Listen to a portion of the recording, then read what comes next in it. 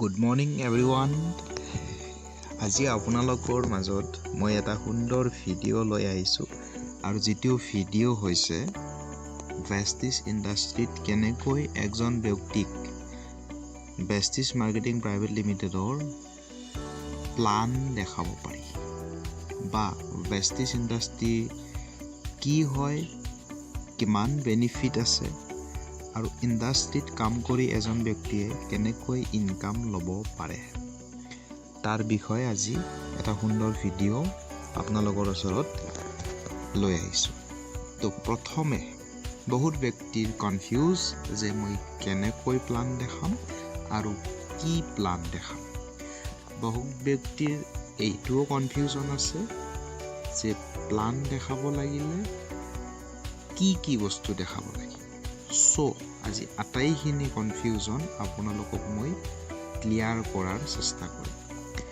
পোনপ্ৰথমে একজন ব্যক্তিক আপুনি ভেষ্টিজ কিয় কৰিব লাগিব তাৰ ওপৰত ক্লিয়াৰ কৰাওক, আৰু কিয় কৰিব তাৰ ওপৰত ক্লিয়াৰ কৰাব লাগিলে প্ৰথমে ভেষ্টিজ ইণ্ডাষ্ট্ৰীত কাম কৰিলে কি এডভান্টেজ আছে সেই এডভান্টেজখিনিৰ বিষয়ে আপুনি মানুহক দেখাব লাগিব। তো এডভান্টেজ কি আছে সেইখিনি আপুনি মানুহক ধুনীয়াকৈ দেখাবলৈ চেষ্টা কৰক আৰু প্ৰতিটো পইণ্টত আপুনি 30 ছেকেণ্ড মানুহজনক বুজাবলৈ চেষ্টা কৰক। এডভান্টেজ বুলি ক'লে ইয়াতে কি এডভান্টেজ আছে।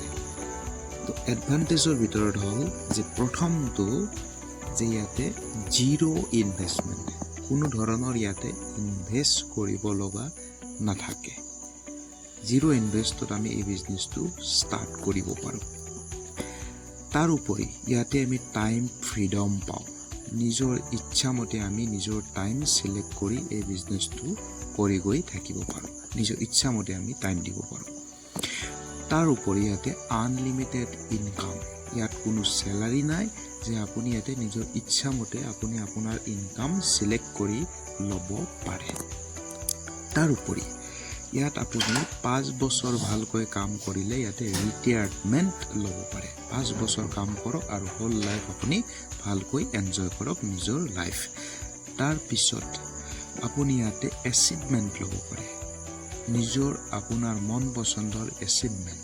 আৰু এচিভমেণ্ট বুলি কোৱাৰ লগে লগে ইয়াতে আপুনি বিদেশ ফুৰাৰ সুবিধা ল'ব পাৰে। ট্ৰেভেল ফাণ্ড, আপুনি ট্ৰেভেল ফাণ্ডৰ জৰিয়তে আপুনি বিদেশত ফুৰিবলৈ যাব পাৰে। এইটো আপোনাৰ এটা ফাণ্ড কোম্পানীৰ পৰা আপুনি ল'ব পাৰে। তাৰ উপৰি ইয়াতে আপুনি কাৰ ফাণ্ডৰ জৰিয়তে এখন সুন্দৰ নিজৰ সপোনৰ গাড়ী ল'ব পাৰে আৰু সেই সপোনৰ গাড়ীখন লৈ আপুনি নিজৰ পৰিয়ালক লৈ ফুৰিব যাব পাৰে। তাৰ উপৰি আপুনি সপোনৰ ঘৰ হাউচ ফাণ্ডৰ জৰিয়তে আপুনি নিজৰ সপোনৰ ঘৰ বনাব পাৰে। আৰু লগতে বহুত ব্যক্তিয়ে বিচাৰে যে আনক সহায় কৰাটো, হেল্প আদাৰ্ছ, বেলেগক আপুনি হেল্প কৰিব পাৰিব। আপোনাৰ জৰিয়তে আনক আপুনি ইনকামৰ ৰাস্তা দেখাব পাৰিব। লগতে ৰেচপেক্ট, কামৰ লগত সন্মান। বহুত ব্যক্তিয়ে বিচাৰে যে কামৰ লগত সন্মান। তো ইয়াতে আপুনি কামৰ লগত সন্মানো ল'ব পাৰিব, আপোনাক মানুহে সন্মান কৰিব। লগতে ইণ্টাৰনেশ্যনেল বিজনেছ, এই বিজনেছটো আপুনি নট অনলি ইণ্ডিয়া, আপুনি গোটেই বিশ্বত এই বিজনেছ লৈ যাব পাৰিব য'ত ভেষ্টিজৰ অফিচ আছে। চাত আপুনি ইয়াতে কি পাব? Help and support. আপুনি এপ্লাই অফিচত থকা ব্যক্তিসকলৰ পৰা আপুনি হেল্প এণ্ড ছাপোৰ্ট পাব। আপুনি নিজে নিজৰ বছ হিচাপে আপুনি কাম কৰিব পাৰিব আৰু কামটো ষ্টাৰ্ট কৰিব পাৰিব। আপুনি চ'জ কৰি ল'ব পাৰে। আপুনি নিজে বিচাৰক যে আপুনি পাৰ্ট টাইম কৰিব নে ফুল টাইম কৰিব। তাৰ লগতে আপুনি ইয়াতে এডুকেশ্যন ছিষ্টেম পাব। শিকাৰ কাৰণে আপুনি ইয়াতে এডুকেশ্যন পাব। আপোনাক ইয়াতে শিকাব, ছিষ্টেম বুজাব, আপুনি শিকি আগবাঢ়িব পাৰিব। এতিয়া আপুনি কথা পাতিব মানুহজনৰ লগত যে ডাইৰেক্ট চেলিং কি, যে হোৱাট ইজ ডাইৰেক্ট চেলিং। যে ডাইৰেক্ট চেলিং কি হয় আৰু ডাইৰেক্ট চেলিং আৰু ট্ৰেডিশ্যনেল মাৰ্কেটৰ ডিফাৰেঞ্চ কি, দুখন মাৰ্কেটৰ কি কি ডিফাৰেঞ্চ আছে, পাৰ্থক্য কি, সেইটো আপুনি দেখাওক।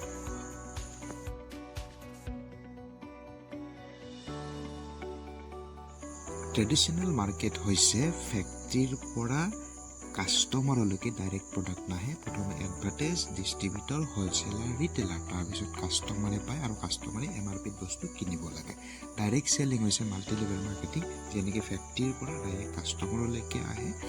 কোম্পেনীৰ অফিচে কাষ্টমাৰক গোটেইখিনি বেনিফিট দিয়ে।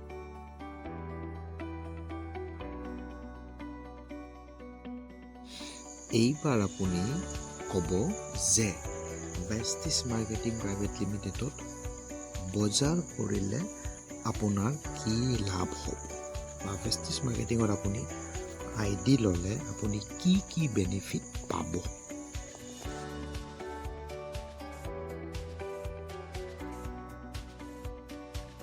ভেষ্টিজত বজাৰ কৰিলে সুন্দৰ এটা বেনিফিট আছে, সেইটো হ'ল 10 to 20% ডিছকাউণ্ট। 2 নম্বৰ বেনিফিটটো হ'ল 5 to 16% একাউণ্ট কেছবেক।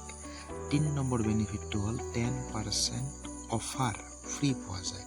4 নম্বৰ বেনিফিটটো হ'ল 4 মাহ যদি 100 পইণ্ট কৰি কণ্টিনিউ 4 মাহ বজাৰ কৰা যায়, তেতিয়াহ'লে 5 নম্বৰ যিটো মাহ, সেই মাহটো 2515 টকাৰ বস্তু ফ্ৰীতে ল'ব পৰা যায় আৰু অন চইচ নিজৰ ইচ্ছা অনুযায়ী। তাৰ উপৰি ভেষ্টিজত বজাৰ কৰিলে PV পোৱা যায়, লগতে ভেষ্টিজত বজাৰ কৰিলে প্ৰমোশ্যন পোৱা যায়। লগতে ভেষ্টিজত যদি বজাৰ কৰা যায়, তেতিয়াহ'লে এদিন এই ইণ্ডাষ্ট্ৰীৰ পৰা বিজনেছ কৰাৰো সুবিধা পোৱা যায়, কিন্তু বাহিৰত আটাইখিনি বেনিফিট পোৱা দেখা নাযায়।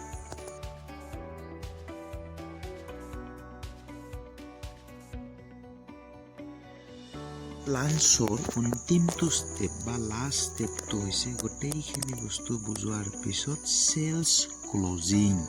এতিয়া মানুহজনক কেনেকৈ জইনিং কৰোৱা যাব আৰু কিমান পইণ্টছত জইনিং কৰোৱা যাব।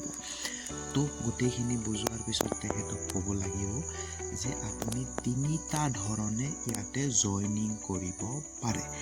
প্ৰথমটো হৈছে 282 PV 282 পইণ্ট, দ্বিতীয়টো হৈছে 100 PV, তৃতীয়টো হৈছে 60 PV। 282 PV জইন কৰিলে আপোনাৰ কি বেনিফিট হ'ব সেইটো আপুনি জানি লওক।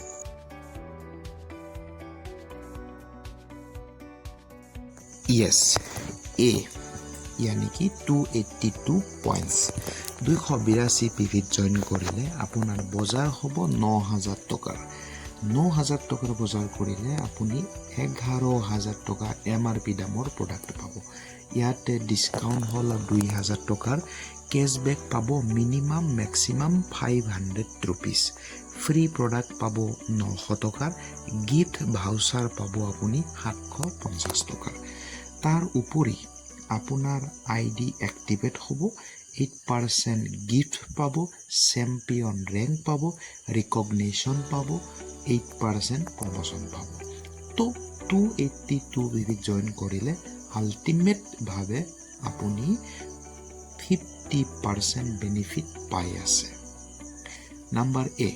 নাম্বাৰ বি, যে আপুনি 100 PVতো জইন কৰিব পাৰে। যদি আপুনি 100 PVত জইন কৰে 3000 টকাৰ বজাৰ হ'ব, কিন্তু কেতিয়াবা 3300-3500 টকাও হোৱা দেখা যায় প্ৰডাক্ট অনুযায়ী।